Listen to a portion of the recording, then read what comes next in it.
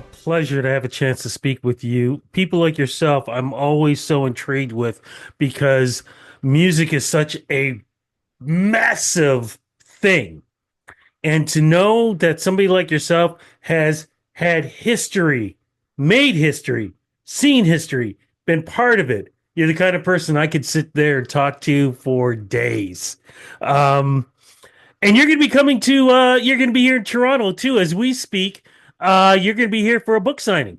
I am. Well, and not just signing books, but talking about the book and playing a little music from the book and putting on my little tap dance that I do. I've done around to promote the book, and I'm looking forward. I haven't been to Toronto for, oh gosh, I guess I don't know, over 10 years. So I'm really looking forward to it. Well, we're happy for you coming back. Let's get right to this. What is the name of the book and what is it about?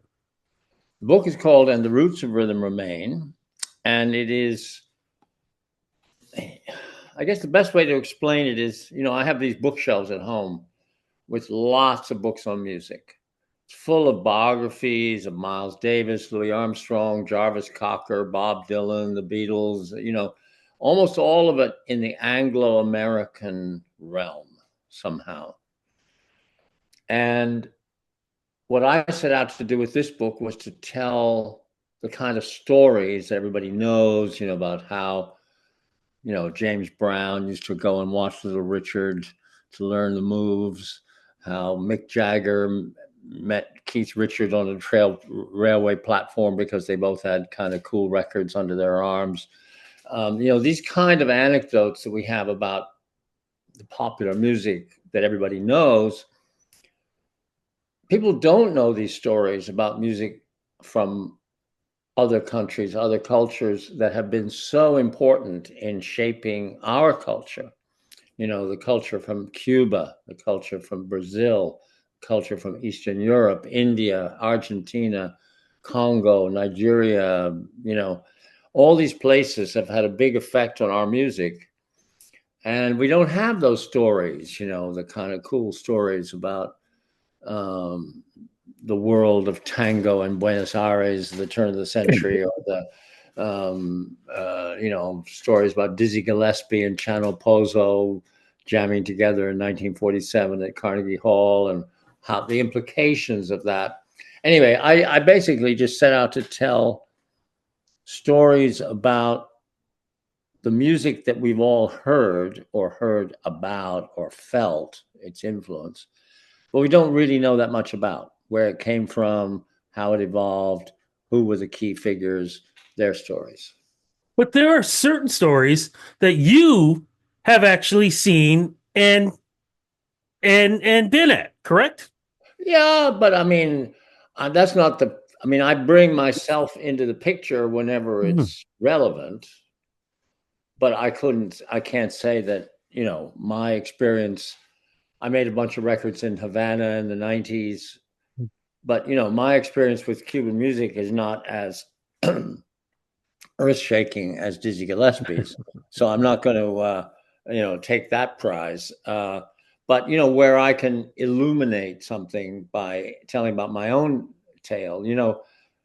I mean, for example, one of the things I found really interesting in my trips to Cuba was realizing that Cuban musicians could come and go from Cuba. If America would let them in, they would come to America. Europe always let them in. Canada always let them in.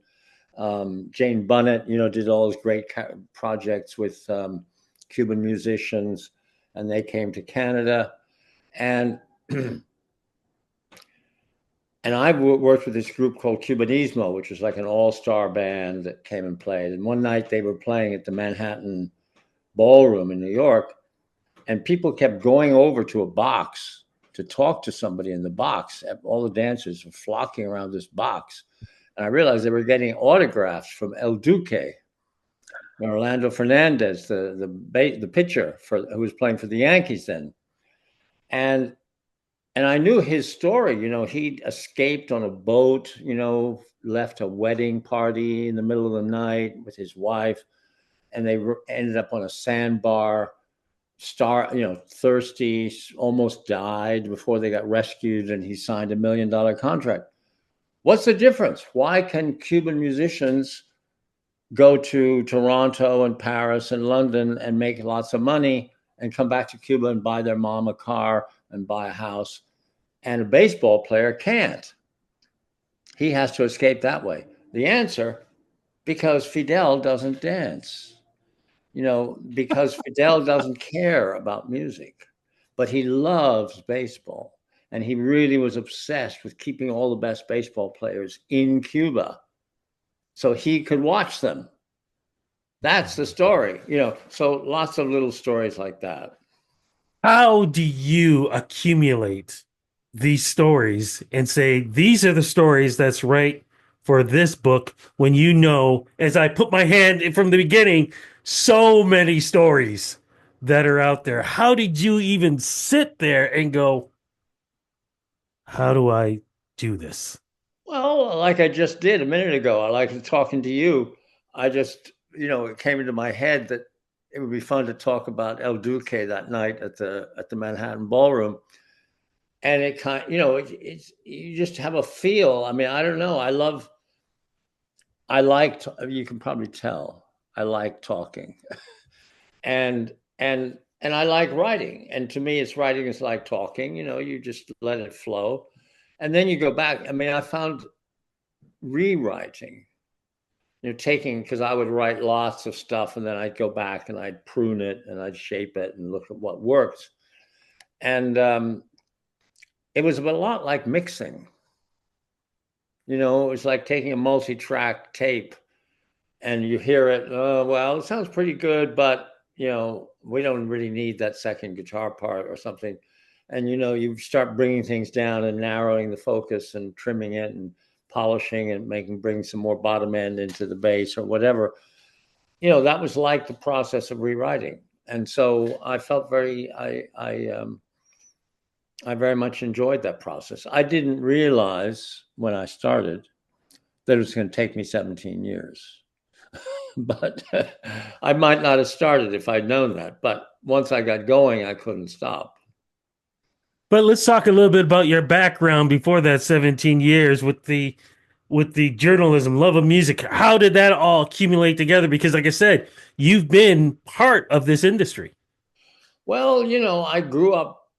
I was fortunate. My grandmother was a classical pianist. When I was like 3 or 4, I used to sit under her piano and listen to her play Chopin. And my mother had Carmen Miranda and Edith Piaf records, um, and then when I was like, I don't know, 11, I got a present of a compilation of jazz with a great track by Louis Armstrong, a great track by Duke Ellington, a great track by Fletcher Henderson, and I just dove into that like crazy. And at the same time, I'm old enough that was my teenage year, my becoming 12. The first time I actually wanted to dance with a girl was the same year of Maybelline by Chuck Berry. So it's like, what could be better? Like the first time you actually start dancing, you've got some of the greatest music ever made as your soundtrack. And so on the one hand, I had jazz I would listen to at home. And then at parties, I'd dance to Fats Domino, Chuck Berry, Jerry Lee Lewis, all this kind of stuff. So, and I read a book. I got really interested in the blues, and I read a book about the blues. There weren't that many books in those days, in the 50s. Like now, there's tons of books about American music and African American music and pop music and everything. But there weren't many. And the one that I read revealed a name to me, a guy called Ralph Peer, who was the first real record producer. He was the guy who went into the South and recorded Jimmy Rogers and the Carter Family and jug bands. And he had the first hit record of blues. And I just thought, I want to be Ralph Peer when I grow up. That's what I want to be. So that was I was on that track. And, hung around with folk singers who then became rock stars, and I was around in studios, and I wrote when I was 20. I wrote liner notes, and then I tour managed, and I was so lucky. I felt, it was like the '60s. Nothing was nailed down. You didn't.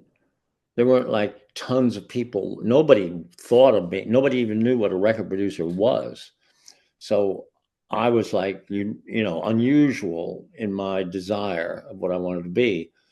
And so I just pushed doors and they opened because nobody else was pushing at them. And I got to hang out in studios with other producers, learn the trade a little bit, and just took a group into the studio and asked the engineer, "What do we do now?" And I learned as I did. That's an amazing story. I'm envious because I wish I Yeah. went through that myself too, because I love this industry and I love the things that I've seen. But you've Yeah, been give by the way, you've got a very, very impressive looking console behind you. I do my best, my friend. I do my best. You have been given the credit, and correct me if I'm wrong, um, for coining the phrase world music. True or untrue? Not really. I was part of a group. Uh, Basically, I mean, it's a weird story because in the middle '80s, I mean, I write in the book that Hmm. music is a bit like a weather system. When there's a high pressure system over your city, no new weather is going to come in because the high pressure keeps the rain off way out on the plain somewhere. But then when there's a low pressure system, not much is happening. It sucks in some new weather system from somewhere else. And that was, to me, what was happening in the early '80s was, we'd had this great era from the 1955 to 1975, some of the greatest music ever made. Yes. And from '75 onwards, you started getting punk and disco, and music was getting simplified a little bit. And those of us who loved virtuosity and, playing together and making magic moments, improvising, were being kind of pushed to the side. It wasn't that much of that anymore. Mhm. And so I think so other little independent labels were looking for a way to make some waves, to find some ground they could stand on. Started bringing in artists from other cultures, licensing great records from Africa or Brazil or Spain or India or whatever, and they were selling. Audiences were buying this stuff, but it was hard work because the stores didn't know what to do with it. We'd go into a store and see all these records like, Cuban music, African music, whatever, stuck behind some little divider saying ethnic or international folk Oh, or, things like that, really yeah. unsexy divider Mhm. names. And so we had this meeting, we got together, and one of us, not me, somebody else, had this idea. Well, let's see if we come up with a name that we like for this divider, and we print up a bunch of them. Let's print up like 500 of these dividers and give them out to the key retailers to use instead of these stupid dividers that they're using now. And we'll write on the back, we'll have a list on the back of all the important titles that all of us independent labels stock. And so they can have a little checklist of what they should have behind this divider. It was kind of a cool idea, the kind of thing that little independent labels come up with because they don't have the money the majors do, and they're trying to make some space, to sell some records. So we had this meeting, and there were different ideas that were promoted at that time, like global music or global beat or something, and we had a vote, and the winner was world music. And so we put the name world music on the top. Nobody expected it to be anything more than just a little divider in a record store. And every label had to contribute a certain amount of money to the cost. And then we had, when everybody contributed their, I think it was £50 for each record that you listed on the back. We had like £1,200 left over.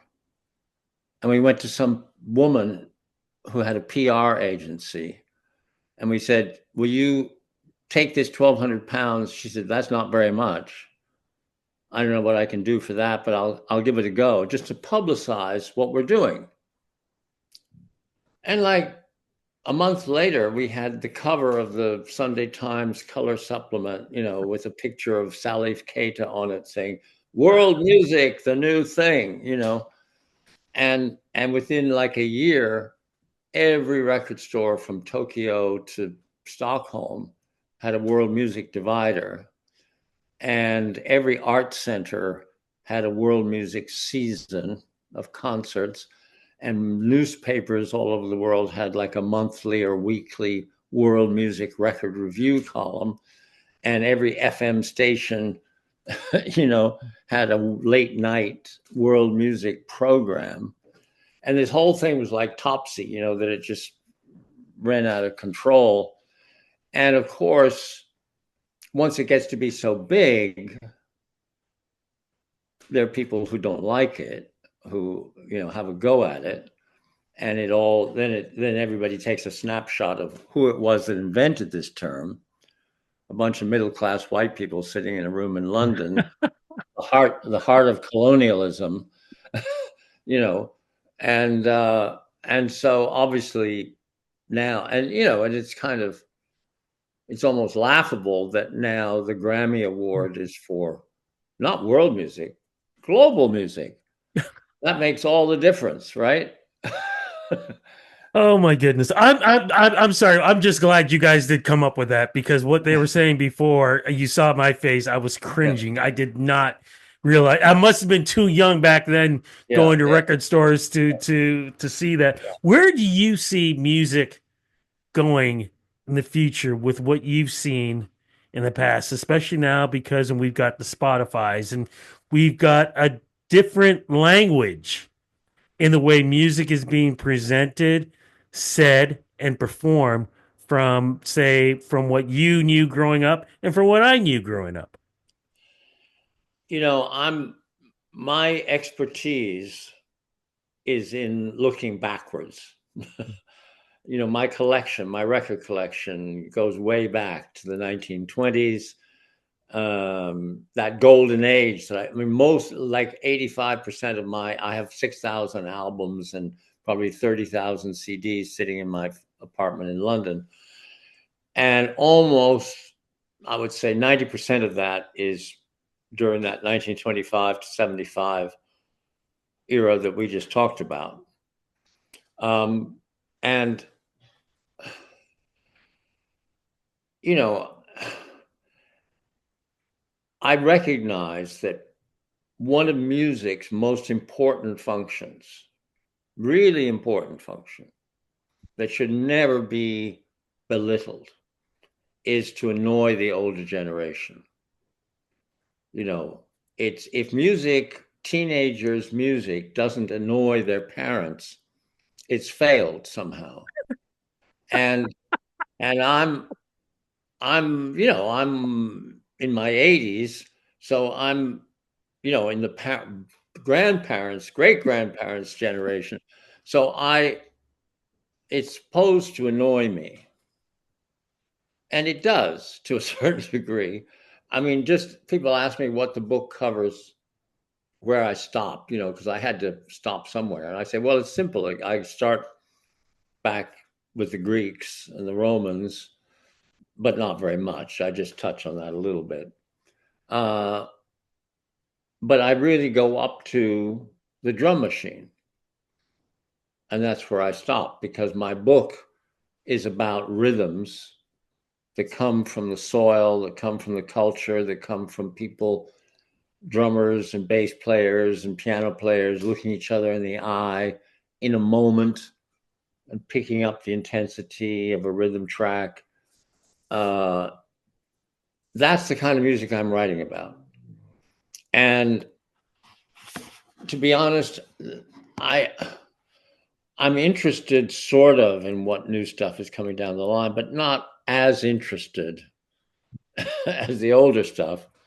Um, I have to stick to the things that I'm good at, and I'm not good at projecting the future and predicting the future because I don't really keep up with what's happened yesterday that much in order to know what's going to happen tomorrow. I'm much more expert at what happened the day before, the day before, the day before yesterday. Um, so who knows what's going to happen? But there's definitely. I mean, I was at a few weeks ago. I was at Big Ears Festival in Knoxville, and there was so much great music there. You know, people making great music on stage, and Wadada, the trumpet player, um, and uh, anyway, there were so many Arush Aftab and Swamp Dog. I mean, Swamp Dog's band was fantastic. There was all this great music being made right there on stage in the moment. So, the kind of music that I love is still all over the place, but in the big business of music, it's different. It's music that, is interesting, but I don't listen to it that much. So I don't really want to make prognostications. But I think um, there's a story that I heard many years ago, which I loved. Keith Richards was doing an interview, and he talked about when he and Mick Jagger shared an apartment, a little room, really, a bed sit in Fulham in London. And they had a little record player like about this big they could only play 45s. And they had the only blues record that they owned was an EP, which had 2 tracks of Slim Harpo on one side and 2 tracks of Lazy Lester on the other. And he said that they played it over and over and over again until it was unplayable. And if you think about the early Stones, they sound a bit like a South London version of Lazy Lester and Slim Harpo. There's a distinct kind of feel to those records. I used to have that record.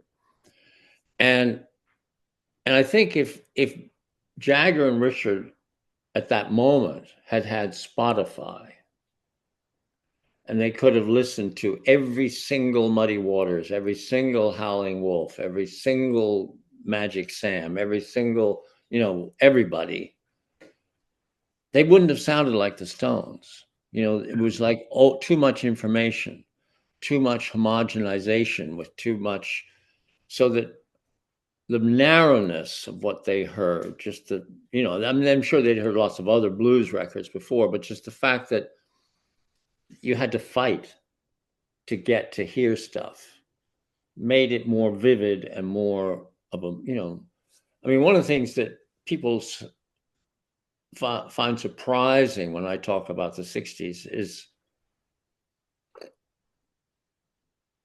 restaurants and boutiques never used to play music. The only way they had was dropping a needle on a record player. And that was a bit unstable. If you had a restaurant, waiters rushing by and, things like that, the needle might jump or something like, so it wasn't something that you ever heard. You didn't walk into a store and hear music.